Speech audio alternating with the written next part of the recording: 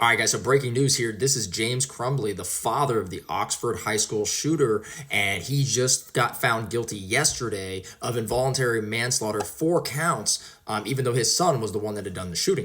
Now, interestingly enough, his mom had actually gotten the same exact charges, but her court case was last month, and she was also found guilty of 4 counts of involuntary manslaughter. So the crazy thing about all this is it could set the precedence for parents being charged for the acts of their children.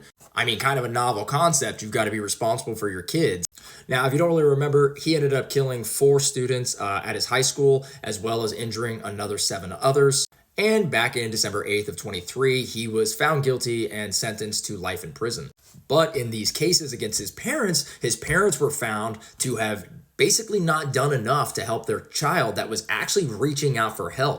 You see, he was making wild entries into his journal about all of his plans to shoot up the school. He was texting his friends saying, hey, I've asked my parents for help. I tell them that I have mental problems, and they just basically told me to suck it up. I mean, he even drew out his plan that he was going to keep shooting until the police showed up and then turn himself in and plead guilty to life in prison, which is exactly what he did. Now, the wild thing is actually the Crumbleys, his parents, were called into the school the morning of the shooting, this exact same day of the shooting, because the concern was that he had drawn stuff that was inappropriate on his math worksheet.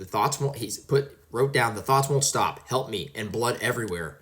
And there was also drawings of a gun and a body with bullet holes in it. Now, the counselor at the school said that her initial thoughts was that he was drawing things that led her to believe he was going to hurt himself, not necessarily hurt other people. Now, the counselor actually said that basically she saw that there were words being done, like his father here talked to him, but she said her concern was that at that point, there's no really action taking place except for like, oh, well, people are here for you to talk to if you need to talk. And finally, on that exact same day he was going to shoot up the school, the officials asked him to take him home and maybe seek getting help for him. And they basically said they couldn't. They had to go to work. And basically the case states that, they didn't do enough to foresee their son having a major issue like this. They could have helped him, and they could have been there for him, getting him the therapy he needed, everything that maybe could have prevented this entire thing. He didn't have his guns properly secured, was another part of the case that they found out. And so he has been charged with 4 counts of involuntary manslaughter along with his wife, and they're waiting trial to see what they get sentenced for.